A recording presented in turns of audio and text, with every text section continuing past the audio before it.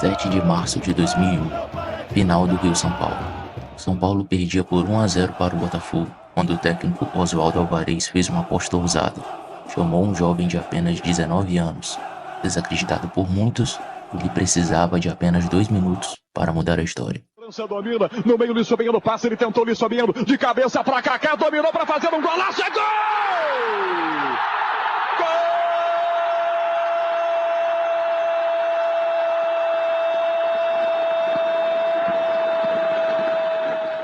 Campo, Kaká na esquerda, França viu, lançou o Kaká, entrou na área, limpou, bateu no canto, é gol!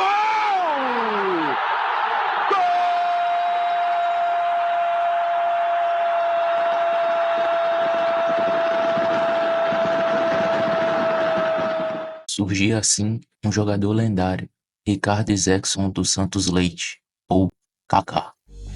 Seu sucesso foi astronômico. Aos 19 anos, seu primeiro ano no profissional foi marcante, embora esse tenha sido o único título da temporada. Foram 18 gols e 9 assistências em 59 jogos. O Brasil passou a olhar Kaká de forma diferente, dentro e fora de campo, principalmente o público feminino, que é inegável que o cara tem presença. Essa foi a famosa Kaká mania. Em 2002, Kaká continuou brilhando e foi convocado para a Copa do Mundo. Embora não tenha sido o protagonista, ele fez parte do elenco que se tornou pentacampeão. Felipão o convocou como uma aposta de futuro, algo semelhante ao que Parreira fez com Ronaldo em 94. Quando retornou ao São Paulo, em 49 jogos fez 22 gols e 14 assistências, ajudando o time a chegar às quartas e final do Brasileirão. Acabaram sendo eliminados pelo Santos. O time não tinha o nível necessário para ganhar os grandes títulos, mas Kaká era um dos melhores jogadores do elenco. No início de 2003, São Paulo chegou à final do Paulista, mas foi vice para o Corinthians. Isso acabou trazendo críticas ao jogador, pois acreditavam que ele falhava nos momentos decisivos. Kaká não se deixou abalar. Foi nesse momento que o Milan apareceu com uma proposta de 9 milhões de euros, mudando sua vida para sempre. Ancora Gattuso entra in area, mette dentro il pallone, colpo di testa, gol! Kaká sfoghi in bianco, 2-0! Gattuso, grande pallone e 2-0 di Kaká, smoke in bianco. Gli applausi a Gattuso, gli abbracci, ma Kaká di testa. Quando ele chegou na Itália, muitos desacreditavam por ele não ter o jeitão tradicional de jogador, inclusive o treinador Ancelotti, que relatou o seguinte quando o viu no primeiro treino: Kaká não se parecia em nada com um jogador de futebol brasileiro, ele me lembrava uma testemunha de Jeová. Aí ele entrou em campo, ainda com calção e tudo, o céu se abriu, com a bola nos pés, ele era monstruoso. Parei de falar simplesmente porque estava sem palavras, nem sequer existiam palavras para o que eu estava vendo. Naquele dia liguei para o CEO do Milan: Senhor Galliani, tenho uma novidade para você. Boa ou ruim? Boa, muito boa. Carleto, você está pedindo demissão? Não, vou ficar, porque acabamos de assinar com um fenômeno. Em sua primeira temporada no Milan, Kaká com 22 anos se adaptou rapidamente. O seu estilo de jogo, com um ótimo passe, rápido e objetivo, é justamente o que o futebol europeu mais aprecia. E no time do Milan, ele se destacou, com 14 gols e 6 assistências em 44 jogos, contribuindo para ganhar a Série A daquele ano. Vale lembrar também que ele foi prestigiado pela FIFA, sendo eleito o 10º melhor jogador da temporada. Na temporada seguinte, o Milan se reforçou e Kaká melhorou ainda mais o seu jogo, principalmente sua parte física. Então o jogador, que já era rápido, começou a apresentar ao mundo aquela que foi uma das suas principais características: suas arrancadas. O Milan buscou priorizar a Champions, pois na temporada anterior foi eliminado de forma traumática pelo Deportivo La Coruña. Então nesta fez o máximo para se focar na competição continental. Kaká então leva o time de Milão até a final da Champions contra o Liverpool. Ele jogou muito no primeiro tempo e no intervalo o Milan ganhava por 3-0. Porém, com uma das viradas mais inacreditáveis da história, aconteceu o milagre de Istambul, onde os Reds empataram o jogo e ganharam nos pênaltis. Era mais uma traumática derrota. E a temporada ainda terminou de forma mais melancólica, pois também foram vices na Série A. Entretanto, na seleção brasileira as coisas foram só alegria, porque o time do Brasil estava ganhando forma e começava a encantar. Mostrou ao mundo conquistando a Copa das Confederações em cima da Argentina, goleando por 4-1, inclusive com Kaká deixando o dele. Jogou no Robinho, domina Robinho, tocou no Kaká, abriu espaço, bateu pro gol! Gol!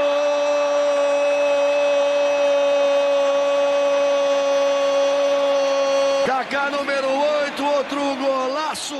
Um excelente final de temporada na seleção, em 2006 era ano de Copa e o Brasil estava defendendo o título mundial, com um dos melhores elencos da história das Copas. Kaká fazia parte do incrível quadrado mágico com Ronaldo, Adriano e Ronaldinho Gaúcho. Baseado no ano anterior, as coisas pareciam muito bem encaminhadas. Então, pareciam. A péssima preparação física e a falta de concentração afetou dentro de campo. A seleção conseguiu chegar até as quartas, porém com o Zidane motivado em seu last dance em Copas, ele mais uma vez foi carrasco da seleção brasileira. Dentre os criticados classificados, Kaká foi o que saiu praticamente ileso, pois fez uma boa Copa e do quarteto foi o que menos ficou devendo. Apesar da ascensão do camisa 22, o Milan mais uma vez passou em branco, eliminado nas semis da Champions e na Série A acabou terminando em terceiro.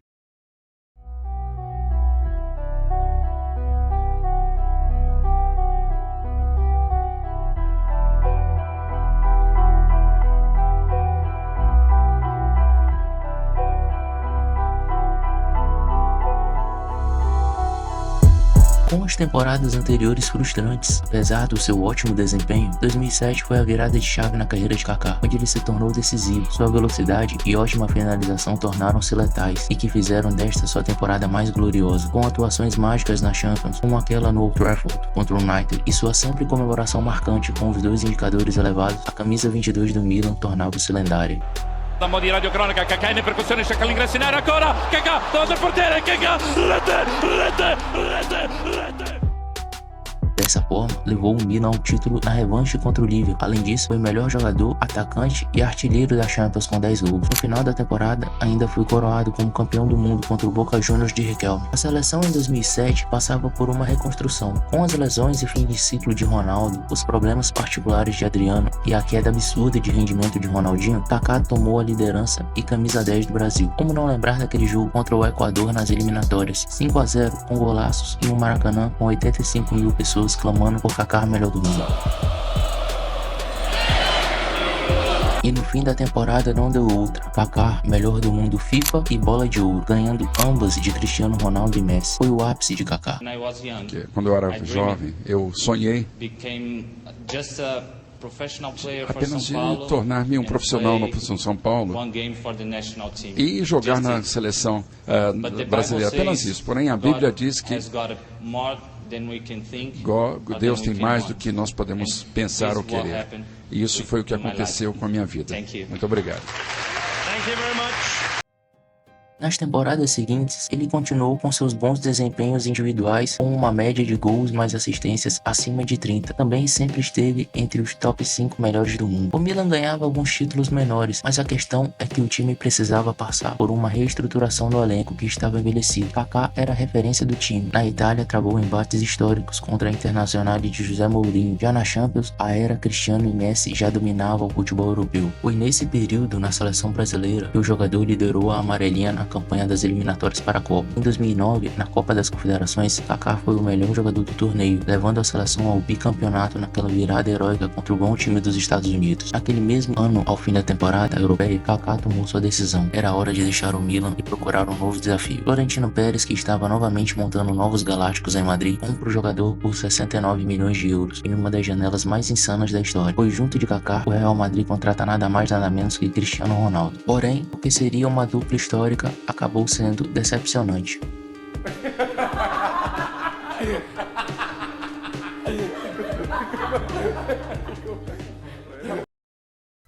O Real em 2010 passou em branco, era o auge da era Guardiola e Messi, por aqui algumas lesões no elenco e principalmente a de Kaká atrapalharam o time. Todas as lesões e falta de ritmo trouxeram incertezas para a Copa de 2010, apesar do Brasil ser um dos favoritos com um elenco experiente com um trio formado por Kaká, Robinho e Luiz Fabiano. Kaká até que foi bem na Copa, mas era nítido seu esforço em alguns movimentos antes simples. O Brasil foi eliminado de forma melancólica para a Holanda, com erros bobos em um jogo controlado. Essa foi a última Copa de Kaká na seleção. Após o torneio, Kaká ficou parado por quase um ano, pois passou por uma cirurgia no joelho, e aqui foi o divisor de águas total em sua carreira, porque ficou claro que ele jogou a Copa machucado, se sacrificando pela seleção brasileira na Copa do Mundo. Isso agravou ainda mais sua lesão, tanto que após essa cirurgia, ele nunca mais foi o mesmo. As temporadas seguintes no Real Madrid foram frustrantes. Apesar de sua resiliência, voltando de lesão em 2011, mal conseguiu jogar. Já em 2012, contribui na conquista do Campeonato Espanhol, porém Kaká já não era o titular absoluto, e o treinador na época era José Mourinho, que preferia o Ozil. Então, além dos problemas físicos, o jogador passou a ficar com a confiança em baixa. O auge disso foi a semifinal da Champions contra o Bayern de Munique. No segundo tempo, Mourinho, que mal o utilizava, colocou em campo. Ele pouco fez e o jogo foi para os pênaltis. E na disputa, o Real foi derrotado com ele perdendo um dos pênaltis. Ali, sua trajetória em Madrid praticamente havia terminado. E ao fim da temporada de 2013, Kaká deixava o Real como uma decepção e voltava para a Itália. No Milan, ele é recebido com festa e lá marca seu 100º gol, mas o clube passa passava por problemas administrativos, então o jogador acaba deixando o clube ao final da temporada. No meio de 2014, Kaká retorna ao São Paulo em uma trajetória modesta e em um ano de despedida. Consegue levar o tricolor a apenas um vice-campeonato brasileiro. A partir de 2015, Kaká vai jogar no Orlando City, no início do projeto de internacionalizar a marca da MLS, e lá joga até 2017, onde aos 35 anos encerra sua carreira.